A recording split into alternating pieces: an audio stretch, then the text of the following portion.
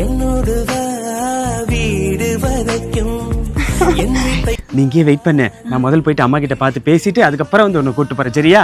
சரி. இங்கதான் இருக்கீங்களா? அப்புறம் சாப்பிட்டீங்களா? எல்லாம் எனக்கு தெரியும்டா.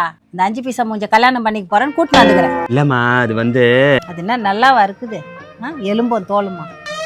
நான் பாத்துக்கிறேன்டா அம்மா உனக்கு ஒரு பொண்ணு சூப்பரா. இரு ஒரு நிமிஷம்.